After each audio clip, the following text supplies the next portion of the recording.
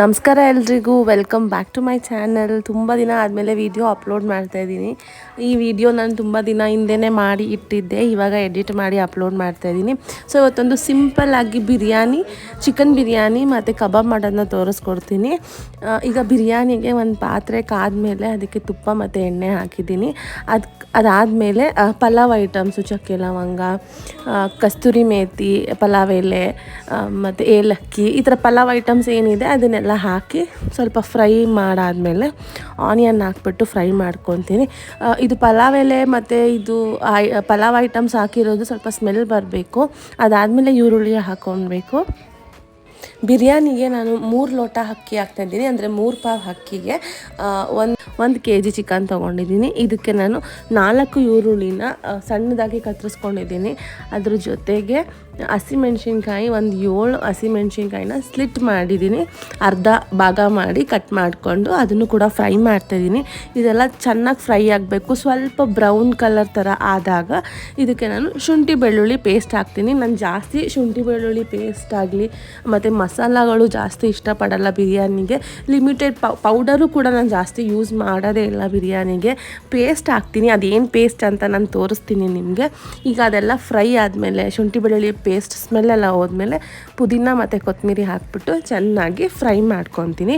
ಏನು ಪೇಸ್ಟ್ ಅಂದರೆ ಬ್ಯಾಡಗೆ ಮೆಣಸಿನ್ಕಾಯಿ ಮತ್ತು ಖಾರ ಮೆಣಸಿನ್ಕಾಯಿನ ಸ್ವಲ್ಪ ಬಿಸಿನೀರಲ್ಲಿ ನೆನೆಸ್ಬಿಟ್ಟು ಒಂದು ಹಾಫ್ ಆನ್ ಅವರ್ ಆದಮೇಲೆ ಅದನ್ನು ಪೇಸ್ಟ್ ಮಾಡ್ಕೊತೀನಿ. ಪೇಸ್ಟ್ ಮಾಡಿಕೊಂಡು ಇವಾಗ ಏನು ಹುರಿದಿದ್ದೀವಲ್ಲ ಅದಕ್ಕೆ ಹಾಕಿ ಸ್ವಲ್ಪ ಹೊತ್ತು ಬೇಯಿಸ್ತೀನಿ. ನಿಮ್ಮ ಖಾರ ತಕ್ಕನಾಗಿ ಹಾಕ್ಬೋದು. ಬ್ಯಾಡಗೆ ಮೆಣಸಿನ್ಕಾಯಲ್ಲಿ ಖಾರ ಬರಲ್ಲ, ಜಸ್ಟ್ ಕಲರ್ ಅಷ್ಟೇ ಬರೋದು. ಇನ್ನು ಖಾರ ಮೆಣಸಿನ್ಕಾಯಿ ನಿಮ್ಮ ಖಾರ ಎಷ್ಟು ಬೇಕೋ ಅಷ್ಟು ನೋಡ್ಕೊಂಡು ಹಾಕ್ಕೊಬೋದು. ನಾನು ಯಾವುದೇ ರೀತಿ ಪೌಡರ್ ಹಾಕಿಲ್ಲ, ಜಸ್ಟ್ ನಾನು ಆ ಪೇಸ್ಟ್ ಹಾಕಿದಷ್ಟೇ. ಕಲರ್ ಎಷ್ಟು ಚೆನ್ನಾಗಿ ಬಂದಿದೆ. ಇದೆಲ್ಲ ಫ್ರೈ ಆದಮೇಲೆ ಟೊಮೆಟೊ ಹಾಕಬೇಕು. ಟೊಮೆಟೊ ನಾನು 4 ತೊಗೊಂಡಿದ್ದೀನಿ.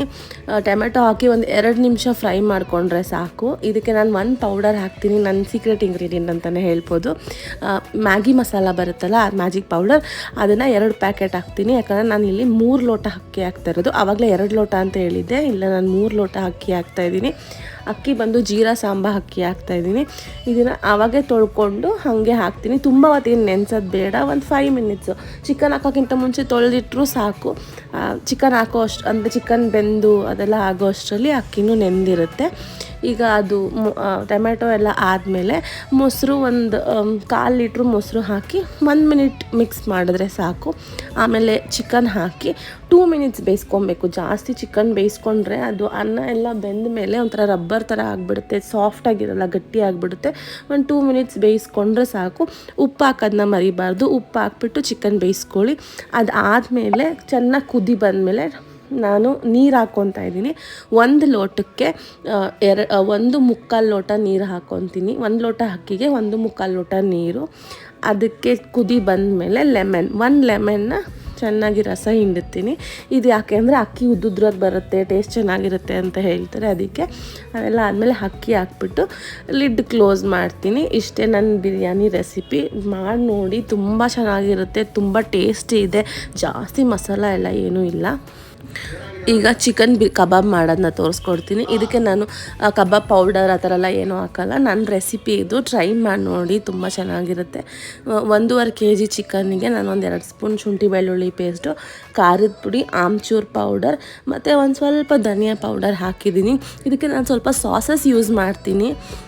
ಏನೇನು ಸಾಸ್ ಅಂತ ತೋರಿಸ್ತೀನಿ. ಇವಾಗ ನಾನು ಕಾರ್ನ್ಫ್ಲವರ್ ಪೌಡ್ರ್ ಹಾಕ್ತಾಯಿದ್ದೀನಿ. ನಾನು ಮೈದಾ ಯೂಸ್ ಮಾಡಲ್ಲ, ಜಸ್ಟ್ ಕಾರ್ನ್ಫ್ಲವರ್ ಪೌಡರ್.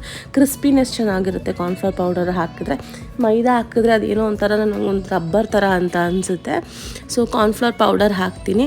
ಇವಾಗ ಚಿಲ್ಲಿ ಸಾಸ್ ಹಾಕ್ತಾಯಿದ್ದೀನಿ. ಇವಾಗ ಅದು 1 ಸ್ಪೂನ್, ನಾನು ಯಾವಾಗಲೂ ಕಬಾಬ್ ಮಾಡಬೇಕಾದ್ರೆ ಈ ಸ್ಪೂನೇ ಯೂಸ್ ಮಾಡೋದು. ಅಳತೆಗೆ ಹಾಕ್ತೀನಿ. 1.5 spoon chilli sauce, 1 spoon soya sauce. ಅದಾದಮೇಲೆ 2 ಸ್ಪೂನ್ ಟೊಮೆಟೊ ಕೆಚಪ್ ಹಾಕ್ತೀನಿ.